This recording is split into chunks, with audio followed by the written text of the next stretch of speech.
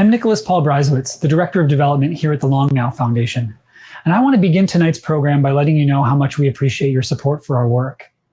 Long Now is a nonprofit organization, and every one of our projects and programs is entirely funded by members and donors like you. So thank you for helping us foster long-term thinking. We believe that civilization scale challenges call for this kind of civilization scale thinking. And this has been an especially challenging year for so many people and so many organizations, including ours. If you're able, please consider making a special donation to our annual fundraising campaign.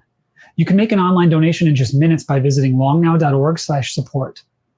By making a tax-deductible gift to the Long Now Foundation, you'll not only be helping an organization directly affected by this civilization scale challenge, but you'll be helping us help everyone get better at addressing all such civilization scale challenges. Learn more at longnow.org/support. And please don't forget to ask your employer if they have a charitable gift matching program that could double or even triple your impact on long-term thinking. Thank you again for all your support. Enjoy the seminar. Hello, I'm Alexander Rose, the Executive Director here at Long Now. We are coming to you from the interval here in San Francisco, where James Nestor and I will watch the pre-recorded talk with you all and stay on to answer questions afterward. Many of you may remember James from his talk he gave here at the interval on the way humans can hold their breath for tens of minutes at a time and how that ability came from our underwater ancestry. In his most recent book, James takes us on a deep dive in a very different way into the way that we actually breathe and how that has been affected by modern agriculture and dentistry. Welcome, James Nestor. Thank you, Xander. Several years ago, I came here and spoke at the Long Now Foundation about the human connection to the ocean. I talked about magnetoreception, this kind of natural form of GPS that allows sharks and whales and even humans to navigate the world without a map. I talked about echolocation and how cetaceans and people too can actually see without ever opening our eyes. And I talked about these people. Freedivers, athletes who had honed the mammalian dive reflexes that all marine mammals share and use them to dive hundreds of feet deep on a single breath of air. When I asked these freedivers how they could do what they did, they told me it was easy. Anyone in reasonable health could do it. All you had to do was master the art of breathing. It was only by really learning how to breathe that we could survive underwater for 5, 6, 7, 8 minutes at a time and plummet to such extreme depths. But these freedivers told me something else. They told me that the art of breathing extended beyond just deep diving. They told me about a man who'd been injected with the bacterial endotoxin E. coli, then breathed in a rhythmic pattern to stimulate his immune system and destroy the toxins within minutes. They told me about a woman who'd overcome decades of autoimmune diseases by simply changing the way she breathed. And they told me about an 85-year-old who'd rediscovered an ancient practice to superheat himself and sit in the snow for hours without ever getting hypothermia or frostbite, again, using only his breath. All of this sounded insane, of course, and I look forward to finding these charlatans and exposing them. But as I began digging more deeply into the art of breathing, after I spent months and months reading through scientific studies and talking to experts in the field, I discovered that these impossible stories were actually true. Breathing was this extraordinary tool we could all use to hack into otherwise autonomic functions. We could breathe in ways to control our nervous system, shift our brain states, even correct our skeleture. Each of us takes in about 30 pounds of air in and out of our bodies every single day, far more than we eat and drink. The new science of breathing was showing us that how we took in all of that air and how we exhaled it determined so much of our health, our lifespan, and our human potential. How we breathe was in many ways as important as what we ate or how much we exercised. It really was a missing pillar of health. The experts I began working with told me something else, that most of us are breathing all wrong. Now, I've been breathing my whole life, as have all of you, and I thought I've been doing it well enough. After all, I'm still here, I'm still alive, but breathing, it turns out, is not a binary practice. It's not just if we do it or if we don't do it. It's how we do it that's so important. And so many of us have forgotten how to breathe healthily. About 9% of the US population suffers from asthma. About 16 million of us suffer from COPD. It's the third leading cause of death. About half of us snore. About 20% of us suffer from nightly asphyxiation, known as sleep apnea. This list goes on and on and on. These respiratory problems and other poor breathing habits can exacerbate, or in some cases cause, a laundry list of serious health issues. Increased risk of stroke, ADHD, heart disease. There were even links between poor breathing and metabolic problems like diabetes. So how did this happen? How have humans become so divorced from our most basic biological function? The answers, I was told, could be found in ancient human skulls. It turns out that the pathway through which humans take in and exhale air has changed dramatically in the past few centuries, because the human face has dramatically changed over the past few centuries, and for the worse. Wait, what? I'd always learned in school that evolution is a straight line forward of progress. It's all about survival of the fittest and Darwinism and all that. But as I waded deeper into this research, I learned that that interpretation of evolution is wrong. Evolution means change, and life can change for better or for worse. Take, for instance, the concept of natural selection. Natural selection does not produce organisms perfectly suited to their environments. Instead, natural selection produces a range of traits that allow a species to be good enough to survive. We just need to be good enough to pass on our genes to the next generation. This helps explain why humans have grown more obese, why we've grown more myopic, why we've grown more allergic, depressed, and fragile.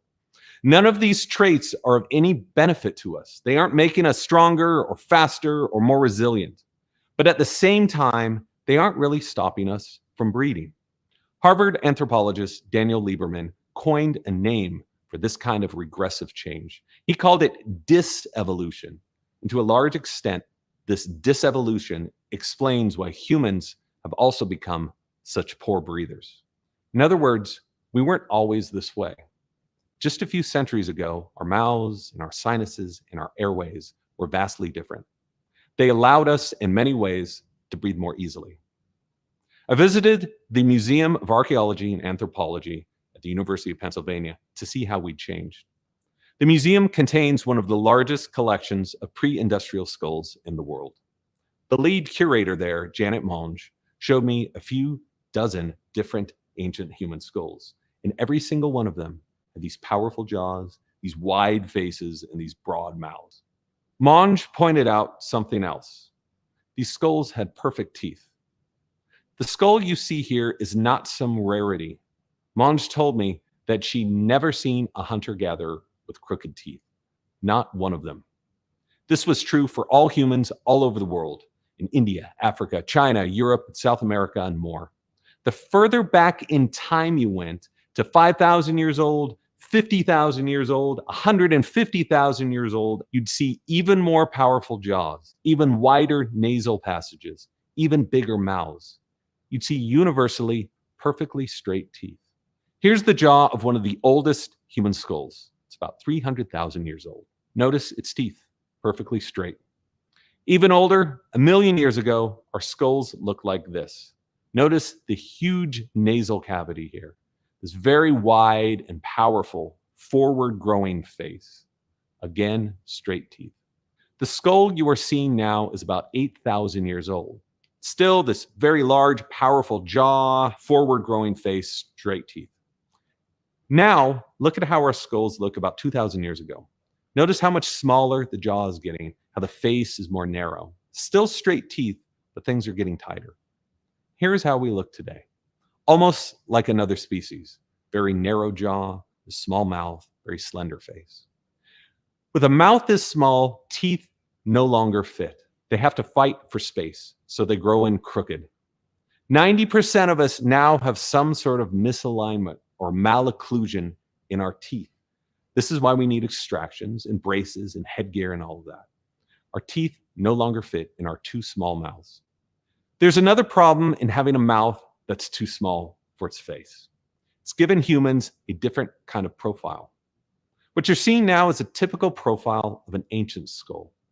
Almost every single skull measured at the Museum of Archaeology and Anthropology was found to be ahead of that perpendicular line, what's called a prognathic profile. But in the last 300 or 400 years, our profiles have been receding. 90% of the human population now has a face that grows behind that perpendicular line, called a retrognathic profile. There's a more serious issue to having this retrognathic profile than just aesthetics. It's shrunken our airways. A smaller mouth and flatter face means less room to breathe. This is why so many of us have such a hard time getting air in and out of our bodies. Beyond a few breeds of bulls, pugs, or other highly inbred brachycephalic dogs, modern humans are the only species to consistently share these traits. We are perhaps the only mammals in the history of life on Earth to have chronically crooked teeth. These researchers told me something else. If I didn't believe any of this, all I needed to do was look at animals in the wild. So, of course, I did. I looked at chimps. They all have perfectly straight teeth. I looked at Berberaf macaques, straight teeth. Dolphins, straight teeth. I looked at my mutt of a dog, straight teeth. Meanwhile, this is what we're stuck with. And if we don't do anything about it, we can end up looking like this. This is how we became the worst breathers in the animal kingdom. So much for survival of the fittest. All of this brings up a larger question. Why? Why did this happen to us, and what caused it? How could our mouths shrink and airways become so obstructed so quickly? I looked to the National Institutes of Health for answers. They provided a very clear answer. They said that crooked teeth were mostly inherited. We get them from our parents. Great. But that does nothing to explain why our ancestors just a few hundred years ago were so well formed and why the vast majority of us today are so messed up. I became pretty obsessed with tracking this down. And so I wanted to see more skulls. Specifically, I wanted to see the turning point when our faces fell apart on a mass scale. I wanted to do this to really get my head around this subject. And in order to do this, I needed to get my hands on some skulls. Old ones and lots of them. I called some friends at a foundation which shall remain nameless, the Long Now Foundation. And one of them told me my best chance of stumbling upon a large trove of centuries-old skulls was to fly to Paris and crawl 60 feet below the Garden of Luxembourg. Down there, within 170 miles of old limestone quarries, was one of the largest graveyards on Earth.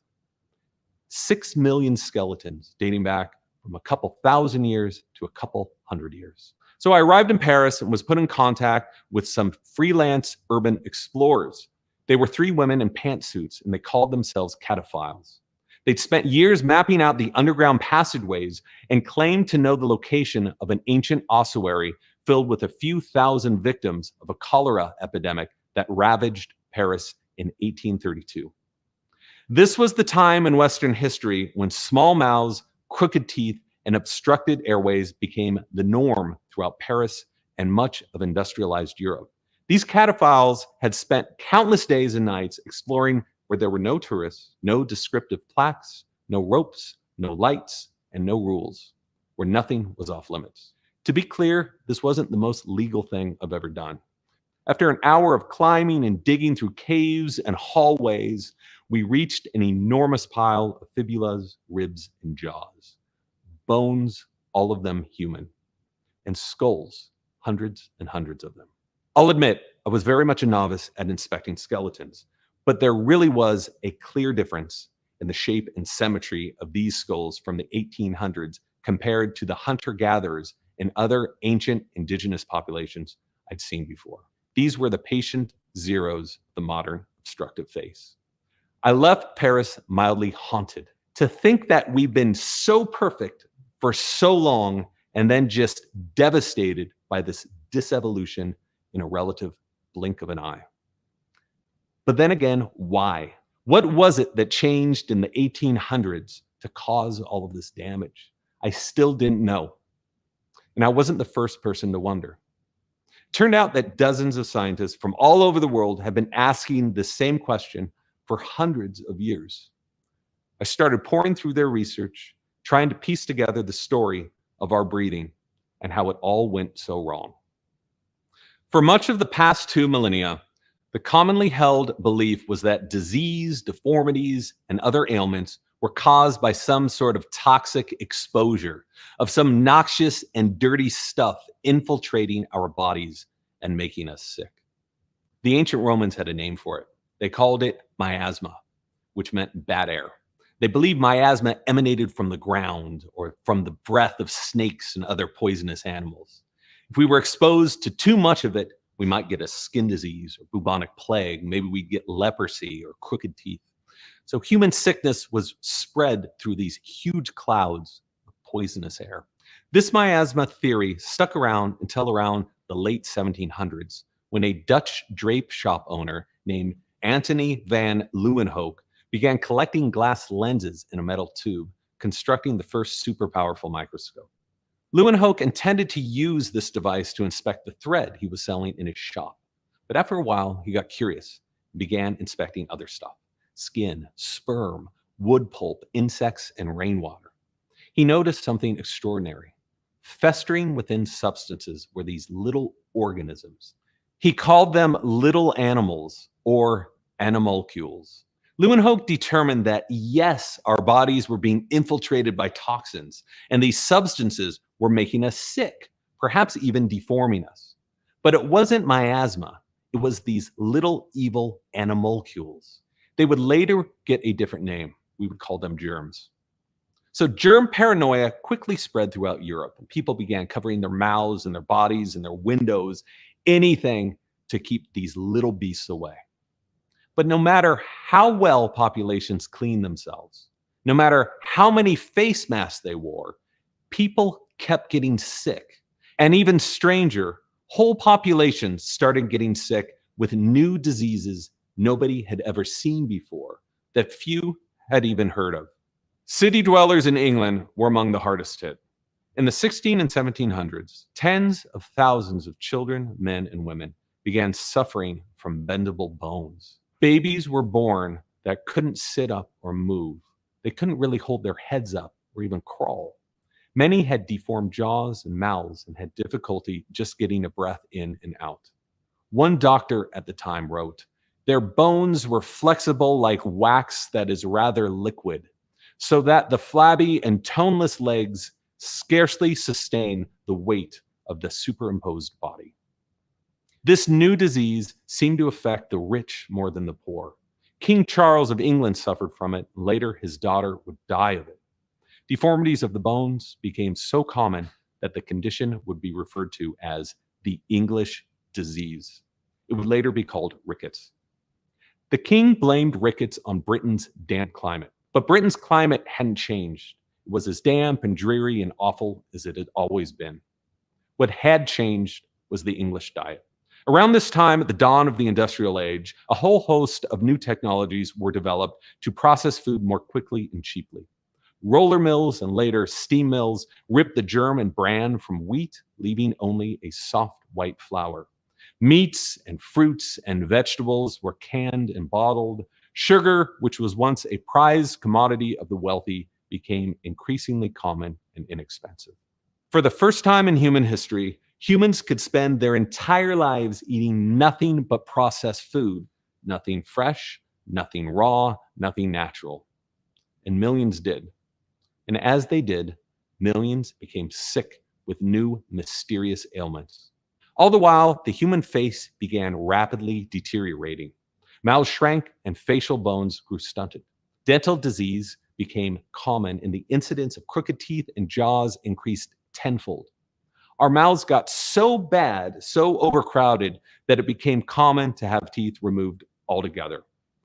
These maladies affected not just England, but cities throughout continental Europe. Really, anyone who subsisted on this new diet, bottled, processed, industrialized food. Meanwhile, while all of this awfulness was going on in continental Europe, people living in Asia were suffering from yet another entirely new and strange disease. It too started with a shortness of breath. Then a numbness would take over the hands and feet. Legs would become paralyzed, the mouth would become grossly deformed, and teeth would fall out. This disease was called beriberi, named after the Sri Lankan Sinhalese words for weak, weak, or I cannot, said twice to add emphasis. By the early 19th century, beriberi was responsible for 35% of all sicknesses in Asia. A quarter of the Japanese Navy was afflicted, and more than 1 million people in the region would die. Like rickets, it too was believed to have been spread by germs. But eventually researchers found the real culprit. Once again, it was industrialized food. Advances in industrial milling made it quick and cost-effective to remove the germ and bran from rice, leaving only the starchy white seed. White rice was considered better tasting and of higher quality than the brown, chewy, pre-milled variety. It quickly became the staple of Asian diets. But this white rice was also deforming people and making them sick. What was making everyone so sick wasn't something in the rice. It wasn't germs. It was what the rice was lacking. Beriberi was a disease of deficiency. The husk of rice contains something called thiamine. Thiamine would later be called a vital amine, or vitamin. It turned out that rice husks were a rich source of vitamins, specifically vitamin B. Without sufficient levels of B, the muscles and nerves can't function properly. Teeth would become crooked and mouths would deform. Breathing would become labored. The exact ingredient removed during industrial milling was vitamin B. Rickets was also a disease of deficiency, but the missing ingredient causing all of those bendable bones and mashed mouths was vitamin D. The richest forms of vitamin D were found in butter, fish oils, or suet, all foods that had been removed in the modern diet. Animal bodies can also make vitamin D, but they need regular exposure to sunlight. In smoggy, soot-filled London and other industrialized cities throughout Europe, sunlight was in short supply. And even when the sun did shine, modesty required that populations be covered from head to toe. By the late 1800s and early 1900s, vitamins B, C, and D were distributed via supplements or juices or other nutrient-rich sources. Incidence of beriberi throughout Asia quickly plummeted and practically disappeared, as did rickets. This was the age of vitamins, one of the greatest revolutions in medical history. This new understanding of nutrition enabled us to blunt, then almost entirely kill off so many epidemics which had plagued humans for hundreds and hundreds of years. Hooray for vitamins. And yet something wasn't quite right. No matter how much orange juice we drank, no matter how much sun exposure we got, no matter how many rice husks we ate, our mouths just kept getting smaller and smaller. Our teeth kept growing more crooked, and our breathing became more obstructed and labored. By the 1920s, a Cincinnati-based dentist and researcher by the name of Weston Price was seeing it firsthand. Each new generation of kids he treated were suffering from worse and worse dental disease and crooked teeth. Price's own son would die after a dental procedure, and still nobody knew why. Price dedicated the rest of his life to finding out, but Price took a different approach. Working alongside a National Geographic researcher and explorer, Price compiled more than 15,000 print photographs, more than 4,000 slides. He compiled saliva and food samples and a library of detailed notes. The same story played out no matter where he went. Societies that had replaced their traditional diet with industrialized foods suffered up to 10 times more cavities, severely crooked teeth, obstructed airways, respiratory issues, and overall poorer health. The modern diets were all the same: white flour, white rice, jam, sweetened juice, canned vegetables, and processed meats. The traditional diets were all different. He traveled to the Swiss Alps and visited villages where the locals ate a diet that consisted almost entirely of hand-milled bread and homemade raw milk cheese. He traveled to the Scottish Isles, where the populations ate mostly fish and oatmeal, to Alaska, where communities subsisted almost entirely on seal, fish, and lichen. Deep inside Melanesian islands, he found tribes whose meals consisted of pumpkins, pawpaws, coconut crabs, and sometimes long pigs, also known as humans. Some cultures ate nothing but meat while others were mostly vegetarian. Some relied primarily on homemade cheese while others consumed no dairy at all. Their teeth were almost always perfect. Their mouths were exceptionally wide, their nasal apertures broad. They suffered from few, if any, cavities in dental disease. Respiratory problems like asthma or even tuberculosis, Price reported, were practically non-existent. While the foods in these diets may have all varied, they all contained the same high amounts of vitamins and minerals, from 1.5 to 50 times that of modern diets. All of them. Price became convinced that the cause of our shrinking mouths and obstructive airways was deficiencies not just in B or C or D, but of all essential vitamins. Vitamins, after all, often work in symbiosis. One needs the other to be effective. This explained why supplements could be useless unless they were in the presence of other supplements. We needed the full spectrum to develop strong bones throughout the body, especially in the mouth and face. By 1939, Price published Nutrition and Physical Degeneration, a 500-page doorstop of data that he collected during his travels. It was a, quote, masterpiece of research, according to the Canadian Medical Association Journal. Ernest Houghton, a Harvard professor, called it one of the epical pieces of research. But others hated it. They couldn't comprehend that these so-called primitive people had somehow shared in systems of health that were far superior than those in the modern world. In the end, Price turned out only to be half right. Yes, vitamin deficiencies might explain why so many people eating industrialized foods were sick, but they couldn't fully explain the sudden and extreme shrinking of the mouth and the blocking of airways that had swept through modern societies. Even if our ancestors consumed a full spectrum of vitamins and minerals every day, mouths would very likely still grow too small. What was true for our ancestors was also true for us, because the problem had less to do with what we were eating than how we ate it. Chewing. It was the constant stress of chewing that was lacking from our diets, not specifically vitamins A, B, C, or D. 95% of the industrialized diet was soft. Our ancient ancestors chewed for hours a day, every day. And because they chewed so much, their mouths, their teeth, their throats, and their faces grew to be wide and strong and pronounced. This larger mouth with straighter teeth allowed them to breathe more easily.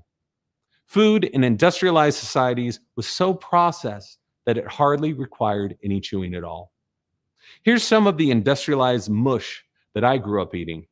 Yes, of course, I had extractions. Yes, of course, I needed braces and headgear and everything else. Here's the typical modern American diet today.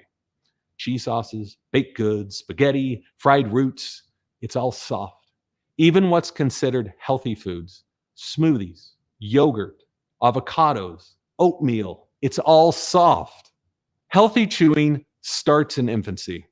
The chewing and sucking stress required for breastfeeding exercises the masseter and other facial muscles and stimulates more bone growth, allowing for that upper palate to drop, which leads to wider airways.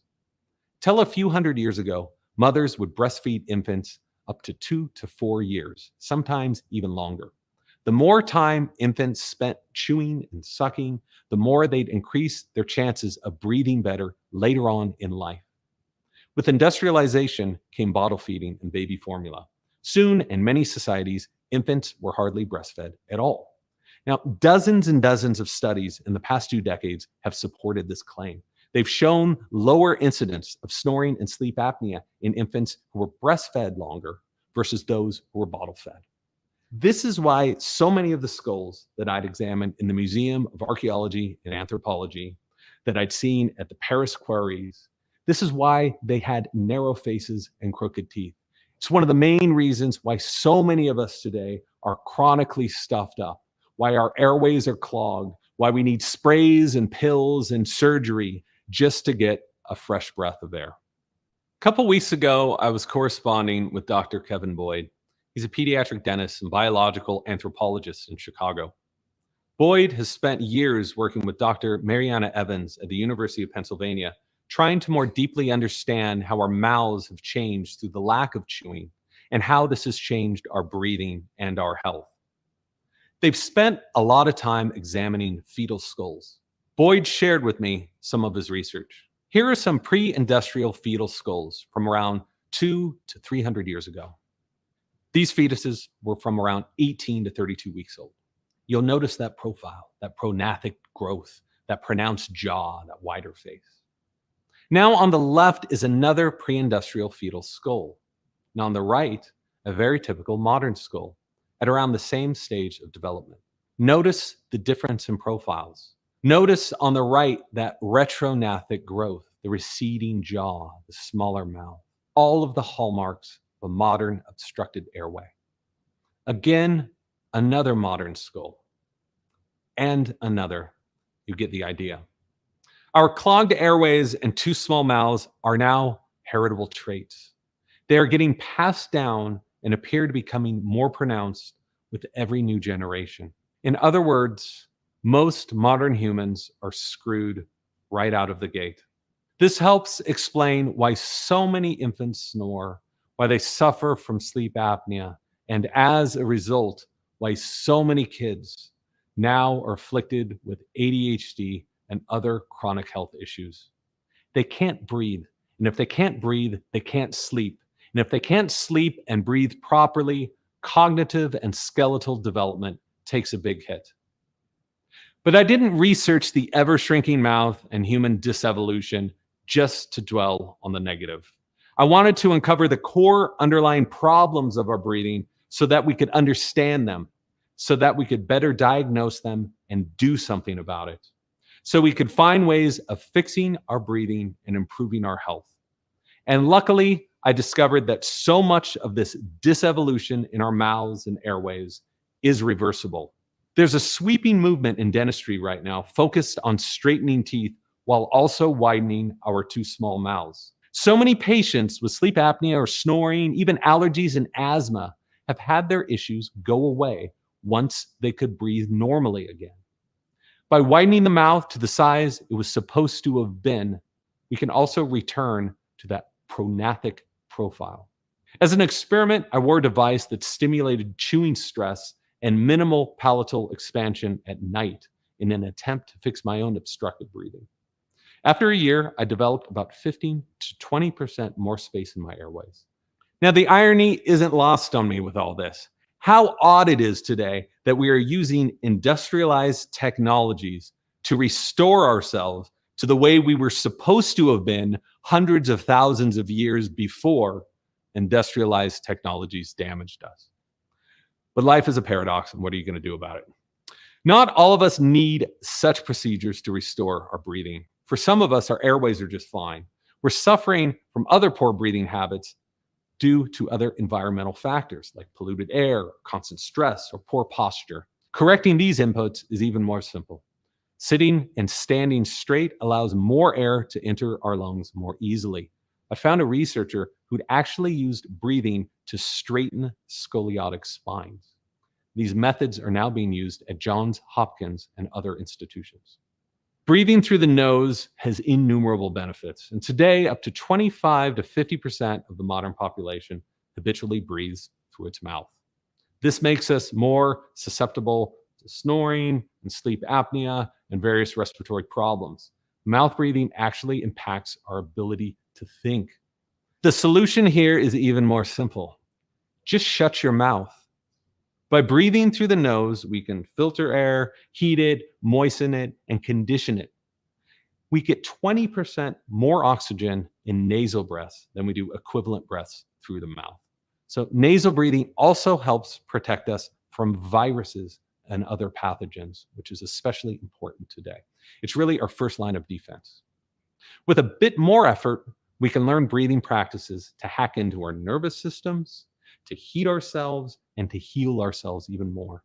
Some practices have been shown to blunt, or in some miraculous instances, effectively cure a laundry list of modern maladies like autoimmune diseases, asthma, and anxiety. So none of this should really come as too much of a surprise. The ancients have been writing about the power of breathing for thousands of years. Almost every major religion in dozens of ancient cultures, from the Greeks to the Buddhists, the Hindus to the Native Americans, celebrated breathing as a medicine. Indian yogis train themselves to decrease the amount of air they take in at rest, not increase it. They'd adjust the air coming in through different nostrils to elicit different physiological responses. The history of these practices goes back around 4,000 years. The ancient Chinese wrote 7 books entirely focused on breathing, all the bad things that would happen if we did it incorrectly, and all the benefits of doing it right. The Chinese called their system of conscious breathing Qigong, Qi meaning breath, Gong meaning work, or put together, breath work. A quote from the Tao reads, "Therefore, the scholar who nourishes his life refines the form and nourishes his breath." Isn't this evident? I think it's becoming more evident now. Just in the past decade, hundreds and hundreds of studies are showing clear, measurable benefits of adopting healthy breathing habits. A quick search on PubMed shows more than 46,000 research studies on how breathing affects the body and the mind. This work is being done at top institutions, and the vast majority of the data is confirming what so many of the ancients have said for so many thousands of years, that how we breathe really is a missing pillar of health. I only hope that this time around, we don't soon forget it. Thank you very much for your time.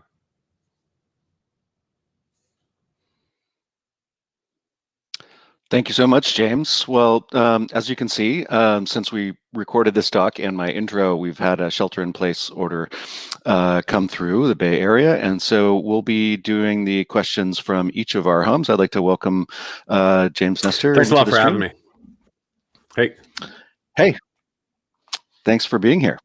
And we also have Dr. Kevin Boyd, a Chicago pediatric dentist and a sleep medicine consultant, as well as an assistant professor of anthropology, which I think is such a great combo for what you're working on at the University of Arkansas. I'd love to welcome him into the stream too, because I know we're going to have a lot of medical questions. So glad, Kevin, Dr. Boyd. I'm here. I'm glad to be here.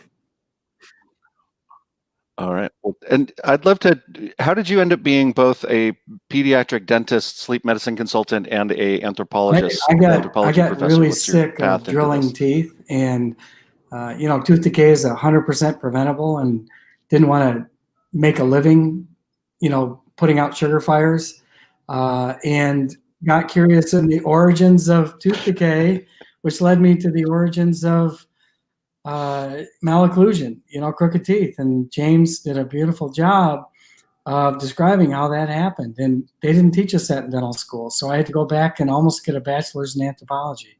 And then it led to mentoring PhD research in anthropology, dental anthropologists. So that's all, just curiosity and anger at my own education. That's great. And James, do you want to say a little bit about how you found the researchers like Kevin here for Sure. I thought I had book the whole breathing field pretty well worked out. In nonfiction, what you do is you write a proposal, and I spent about 6 months writing a proposal, had all the chapters, had all the researchers, and it wasn't until I got much deeper into this research that I was missing a huge piece of the puzzle, which is, why are we breathing so poorly? It's not just anxiety. It's not just from the environment, from pollution, from allergens. It's an anatomical problem. And once I discovered that, everything really opened up in a whole very weird new way, as you saw from some of that research in the talk. Cool. And I mean, I'm really curious. I mean, it seems like 90% of the things that you kind of discovered here have happened in the last 100 to 200 years. It's not really human evolution at that kind of rate. It's just some deformations. And so, do you think in a few generations, or 5 to 10 generations, we could get back to our straight teeth, large airways? Well, the human body is malleable, just as we've injured it, we can get it back. Certainly. I think it's going to take a while. I think that these things can come on very quickly, but to help repair them might take a while. And I think that we really need to change how we're eating food, other environmental inputs, our oral posture, and so many other things that really are contributing to not only crooked teeth, not only poor breathing, but look at all the other diseases of civilization out there. You know, the top killers in the world weren't really around that huge numbers 200 years ago. If you're looking at diabetes, if you're looking at heart disease, so many other issues. Right. And I'm curious, Kevin, how widely accepted is this into the dentistry world and orthodontics and medical world? Where do we stand in how this is penetrated into the field? Well, like anything, you know, I was trained to drill, fill, and bill, and orthodontists are trained to, you know, straighten crooked teeth in teenagers, and I was making a great living at just meeting the public demand, and orthodontists, you know, the public expectations are being met, and so we can make good livings at it. But like I said, I became very discontent. I don't want to do that. These are preventable diseases. Crooked teeth is preventable. The World Health Organization has 2 initiatives: ending childhood obesity, ending childhood tooth decay. What does that mean? That means it can go away in a generation. You asked the question. That's a great question. And I proposed, not officially yet, but proposed ending childhood malocclusion. If it's not as a result or a symptom of a syndrome, these are preventable things and they can go away. Now, they won't completely go away, but we can mitigate these huge pandemic numbers, you know, of tooth decay, obesity, and malocclusion. So that's it's being met with resistance by people who are very comfortable Right. making a good living at what they were trained to do. And what's the matter with that? I don't shame them. I just, Right. I broke out of it. I don't know why. And I'm sorry, can you remind me what malocclusion is? Malocclusion is just poor alignment. You know, Poor alignment. crooked teeth. James was, Crooked teeth. that was good. You know, it's crooked teeth. Poorly aligned jaws and teeth. That's malocclusion. Nice.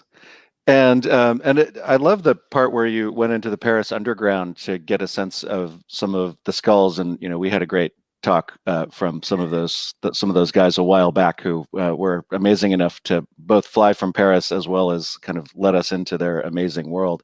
But I wonder if you could say a little bit more about that trip. Yeah, you know, as a journalist, I didn't want to just phone it in. And this was right at the beginning when I had found Kevin's research and found Mariana Evans' research. And I just wanted to sort of more deeply understand it. And I had the opportunity through some contacts at the Long Nail Foundation to do this. And I figured I might as well do it. Did I learn anything, you know, revolutionary, you know, as far as research goes? No, I didn't. But I was curious to see it for myself, because I was, even though the proof was all over the place, I was still doubting it, that why hadn't I learned this earlier?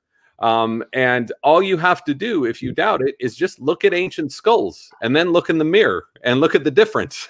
So, you know, if this is controversial, I can't really understand that, because the proof is all over the place. And being down in the Paris quarries was just a way to try to see that face to face, you know, get a little more intimate with the subject, as it were. Right. All right. Well, we have some questions from the streams. Forrest Pound, who actually works with us on this stream, he has a 3-year-old that is too young for breathing exercises, or is she? But it should they be considering dietary changes like, you know, brown rice and things like that at this point?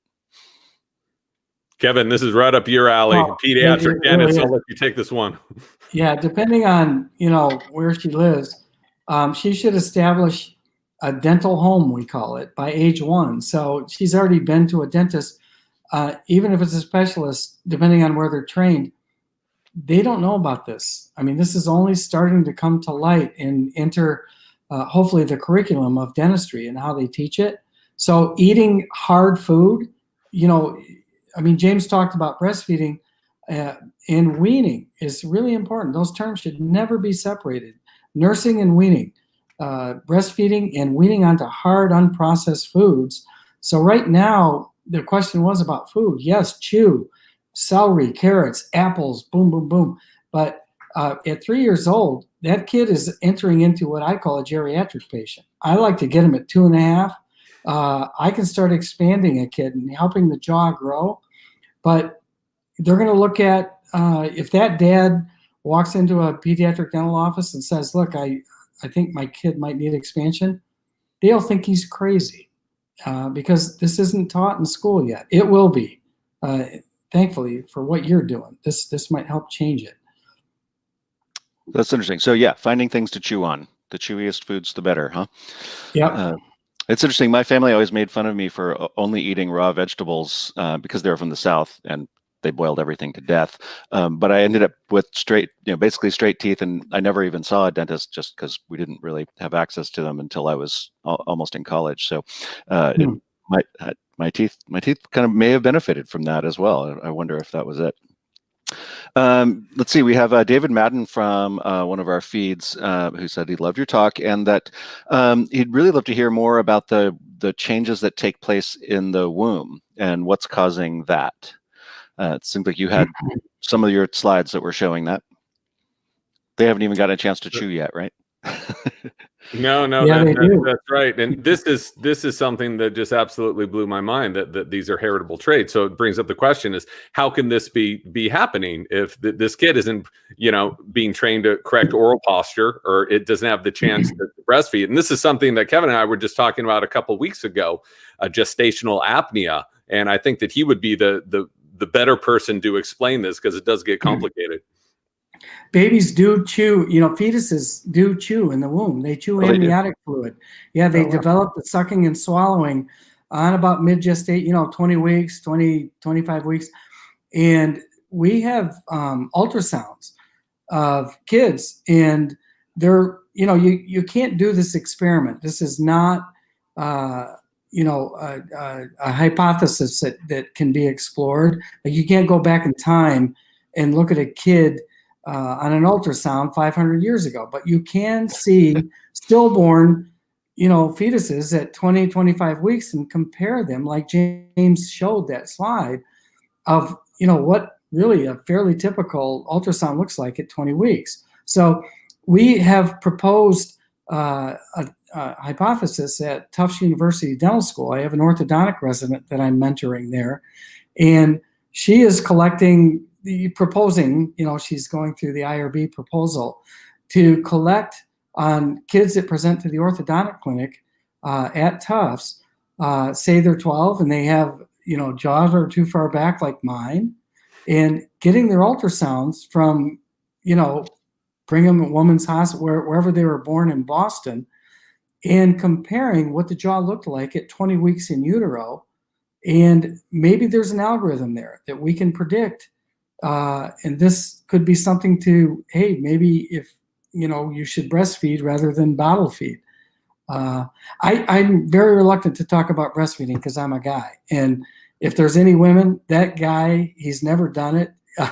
He shouldn't be talking about breastfeeding. So, but, there's research going on. And that's what, James, you have really laid the foundation, is that there needs to be research and data collected. There just isn't now. We can look at ancient fetuses and say their jaws are forward. Well, something must have happened. What is it? Maybe it's the way the mom's eating, the way she's breathing. Gestational apnea is something James brought up. Who's heard of gestational apnea? It's in the literature. Gestational diabetes, gestational hypertension, gestational apnea. That could be part of it. We're proposing it. And I can't help thinking that perhaps if the mother has difficulty breathing, if she is not eating a fully balanced diet, that this could have a downstream effect to the fetus. If a mother has sleep apnea, and is periodically hypoxic, that this could. But again, how do you test this? We can sit here and hem and haw all we want, but it's a pretty hard thing to test. There's already been an experiment that was inadvertently done, and that's called smoking. Pregnant women, when they smoked, their babies were small for gestational age, sometimes preterm. So in cigarette companies in the 40s and 50s were advertising a win-win, the beautiful taste of Winston and a smaller baby, easier to deliver. No, Wow. really, I can show you ads. It is disgusting. Jeez. But they've just shown that they know the long bones are smaller when a woman can't breathe well during like smoking. But how about the jaw bones? I mean, if the long bones, if the legs are small, why wouldn't the jaws be small? And that's kind of what we're going to explore at Tufts about this. Well, it's interesting, and I'm curious. Like I've I heard that. just want to be very clear that Sorry, I think we have a little bit of delay there, but I'm a little bit curious about things like chewing gum, or we have a question from Darren online who's asking if is there equivalent of a chew toy to widen passageways? Like, are there other? I know that some things that where you chew and you don't swallow can actually cause stomach problems, like chewing gum repeatedly. But I'm curious, are there kind of some chewing exercises that we can do? I think there are oral pharyngeal exercises, which have been found to be very effective in increasing airway health, expanding airways. They've been studying these exercises for snoring and sleep apnea, and they have a not a subtle changes that are occurring in the airway. And what these are just exercises. So if we're just eating soft food all the time, we're not exercising this big powerful muscle called the tongue, right? And so everything back here can get flabby. But if you start doing these exercises, just like you're doing your curls or push-ups or whatever, you can start to influence some fitness and to tone these areas. So there's several studies, I think 4 or 5 studies, looking at just doing these exercises and their effect to improve your breathing. Interesting. Oh, hold on. What am I? And Anne Marie from one of our streams is asking about how do you learn about the breathing techniques, and where do you suggest that she start? You start with this incredible book called Breath. No, you don't need to do that. There are thousands of years of research into breathing, how to breathe properly. And there are literally hundreds of different books. I've found in my personal experience, the simplest things can be the best. Try to focus on your breath, try to breathe slowly, breathe through your nose all the time. Start with that, build that foundation, and then you can get into fancy pranayamas. But it's amazing how few people have proper oral posture, how few people are really breathing efficiently or in line with their metabolic needs. And so I think you really start with the simplest steps here, and then you can build up from there. Nice. And that actually leads into a good next question from Dan, who is asking, what is your current life and health situation after learning all this and, starting from a path of doing breathing exercises and working your way here. And actually, I think in your book, you talk a bit more about how you went to your first breathing class and it kind of freaked you out. Yeah, it freaked me out. And, breathing classes are a dime a dozen here in San Francisco. You can't throw a whiskey bottle and not hit 3 or 4 places like holding breathing classes. So my doctor actually told me to go to a breathing class because I kept getting pneumonia year in, year out. I was eating the right foods. I was sleeping. I was exercising all the time. I kept getting sick. I kept having respiratory problems. And it did freak me out because I just started sweating in a way that felt completely unnatural. And so that is one of the things that really spurred me to research this more deeply. And it took me years and years to get my head around it, to understand exactly what happens to the body, what happens to the brain when we breathe in different ways, when we take conscious control of this biological function. Interesting. And do you feel healthier now after doing all this? Well, it makes you a complete neurotic when you're writing about breathing for 4 years. So don't do it, people. Trust me on this. But after that, the whole point of this is to do it in a certain way, to understand what proper breathing is so it becomes an unconscious habit. You don't want to walk around like I did with, looking at an app or looking at a notepad. You want to be able to acclimate your body to slightly higher levels of CO2, to acclimate your body so that it's very comfortable breathing through its nose all the time and very comfortable breathing slowly. But as an anecdote, as a subjective experience, it absolutely changed my life. And the CAT scans show that a year before and a year after, doing some just very simple things, massive expansion in my airways. I haven't had a stuffed nose since then. That's been my own experience. I'm not going to say it's going to work for everyone, but if you look at the science behind this stuff, what happens when you do take control of your breathing, especially if you're breathing dysfunctionally or you're a mouth breather, it's not subtle what happens, and the science is very clear on all of that. Nice. And Kevin, I'm curious if, how, those of us with kids and, they do already have crooked teeth, and now, do you send them to a dentist? Can you find dentists is there a catalog of dentists that kind of are understanding how to broaden these air passages and teeth palates? Yeah. Or how does that work? Right now, something like this, an orthodontist will call me, pediatric dentist will call me, general dentist will call me. Look, I want to help, my dental hygienist kid. I want to help my own kid. I've got patients. I don't know how to do this. And we're setting up a coaching network. It's through the Academy. It's the American Academy of Physiological and AAPMD, Physiological and Medical Dentistry, AAPMD. And we formed this group called the Endeavor. And it's a consortium of about 20 myofunctional therapists, which are speech pathologists and hygienists that help kids do those chewing exercises that James talked about, but also orthodontists, pediatric dentists, and general dentists who see kids. And we are coming up with a way to teach dentists, that didn't learn this in school like I didn't. I had to learn this after dental school, after my pediatric residency training. And we're forming this consortium of teaching dentists, here's how you present a case. You show me 10 pictures of this 4-year-old in your practice.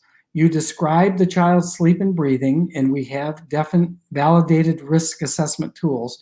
And then you send them to me or one of the other 14 members, and then we will sort it out, and we'll have a group discussion, and we will help you treat this kid, from afar. And then eventually we need you to take certain classes that are out there that you didn't get in dental school. But that's where it's going. And James has done more for this movement.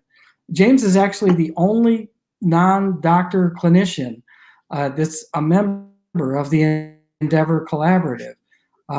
And he's done so much to raise awareness and help little kids. He has no idea how many little kids you've already helped, James. Well, I will say I had the easy job here because I am an objective journalist going into a field that I knew zero about. I spent several years in it and talked to people like you who have been working on this stuff for decades and decades and decades. So I was just putting the pieces of this puzzle together. And one thing that Kevin hasn't mentioned yet is 100 years ago, guess how we were treating crooked teeth? We were expanding palates. So this is how it was done. At 3 years old.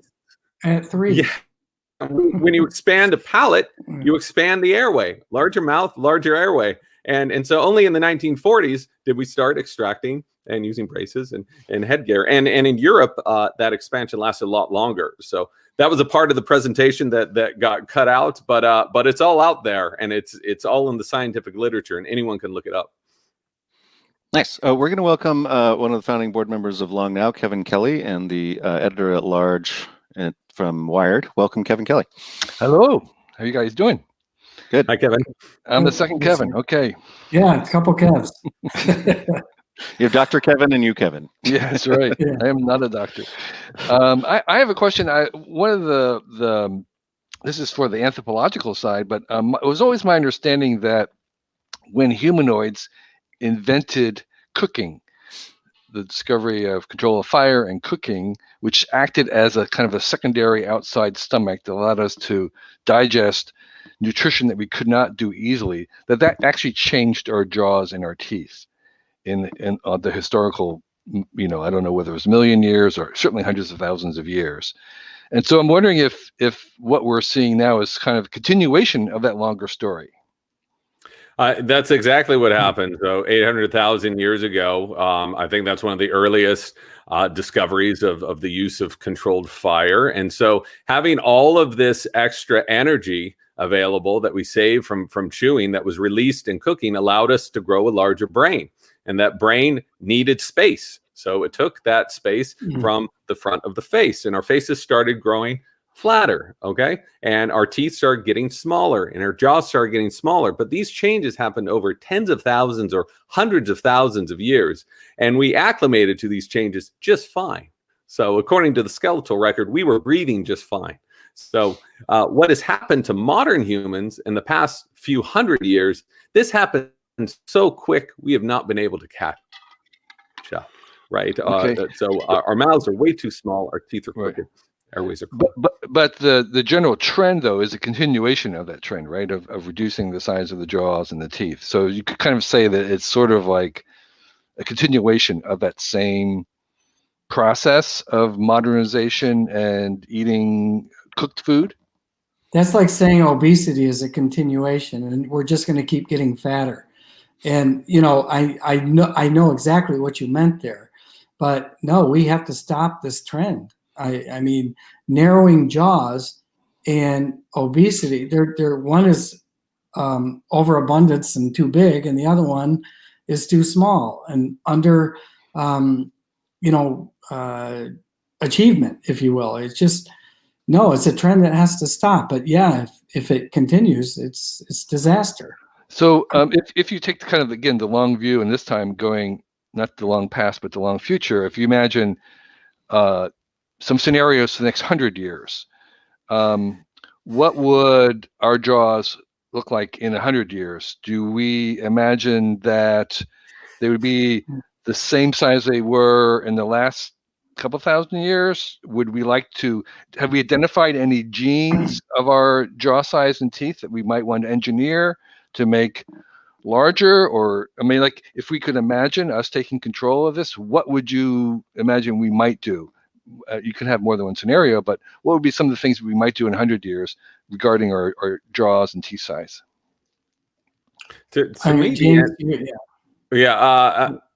Go back to eating whole foods is the first thing that you should do. I mean, we want to live up to our epigenetic potential, right? We don't want our mouths to continue growing smaller and smaller and smaller, and our teeth to be getting more and more crooked. So genes can be turned on, they can be turned off. So if we see this disevolution happening right now, if we've taken a sharp left turn, if our airways have taken a sharp left turn, we can work to help restore that. I've found even if you're in middle age, you can show improvement to your palate. You can show improvement to your airway. So the body is plastic. I was just talking to someone about neuroplasticity. I think we should be talking about breathing plasticity or mouth plasticity. The human body can be changed for the better or for the worse, depending on what environmental inputs are given to it. And so, Kevin, do you have an idea of what might happen over 100 years? Again, what some of the possibilities would be? The genes, there isn't a gene that, or a suite of genes. There's just not one gene, one trait. It doesn't work that way. Very seldom. There are a few things like that. Is that there's groups of genes on individual chromosomes that interact with genes on other chromosomes in concert, interacting with the environment. It's epigenetics. So you can have a group of genes that will code for type 2 diabetes that never expresses itself if the person lives a healthy lifestyle. You can carry those genes, but they just won't turn on unless you subject it to an environment. And it's the same thing with malocclusion. So in the next 100 years, people are going to wake up. I mean, James has an acumen for anthropology and natural selection that hugely rivals most healthcare professionals. We don't have to learn about how natural selection works when we're in medical and dental school. We deal with proximate cause. You got a fever, take an aspirin. Well, maybe we should find out what pathogen is causing the fever. And James has really grasped such an understanding and an appreciation of how important it is to understand the evolutionary explanation rather than the proximate cause of disease. So getting to your question, Like, well, is it a linear projection in 100 years? Like if the jaws have gotten this small in 100 years, what's it going to be 100 years from now? And it won't be linear. I think if it were that, it would contribute to human extinction. And I just don't think people like to think that humans can go extinct. A lot of that is religious, but we can, like every other species on Earth. 99.9% of everything that's ever been born from the first bacteria 4 billion years ago, everything's extinct except a few things that are here now. And that's where we're headed if we don't get, this and other things. Breathing properly through the nose and having jaws that are conducive to that and taking in adequate nutrition. We're smart. We have a big frontal cortex. Lucky for us. We better start using it. Nice. Well, we're going to wrap this up, and I'd love to thank actually both Kevins, Dr. Kevin Boyd and Kevin Kelly, and we'll just go to James and I as I give the last couple of questions. Thank you, guys. James, I think Dr. Kevin Boyd did a great job of pointing out how bad I think many times when people are siloed in their professions, they're really bad at kind of connecting the dots. And we've seen, over and over again with some of our like all species initiatives and the language initiatives that it's rare that people can, they actually kind of get academia really rewards specialization and doesn't really reward generalization. And so the work that you've done here and kind of helping these people kind of connect with each other, I suspect you, even in your research, you help them find each other to some extent in what they're doing. So I think it was a great effort and so cool to see. And so I'm really curious as to what your next project is. I have another book idea, but the idea of sitting in a room for 3 years and writing alone just kind of makes me queasy. So I'm gonna just continue talking about breathing for a little while longer. I'm still excited about this subject. Every time I talk to Kevin, I get all amped up and I want to get this word out. But hopefully, we're gonna bring this and some of the other subjects I've talked about at Long Now into a different medium.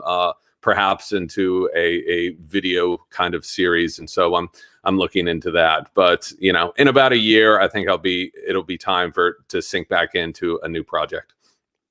Cool. Book project. Yeah. Well, we're all stuck in rooms in front of our computer screens now, so we're all writers now. But yeah, I think we've all got beards now, everybody. Yeah, we've all got long hair and beards. So there it is. Nice. Well, I want to thank you for your book, and I do want to say that you did a great job of kind of going down a much more Long Now angle of what your book is, and there's so many more great stories in your book, and I really want to encourage people to read it. It reads really well, and I've been listening to it, or I ended up listening to all of it, and you do a great job reading your book, so it's great to hear your voice in the audio version, which I enjoyed.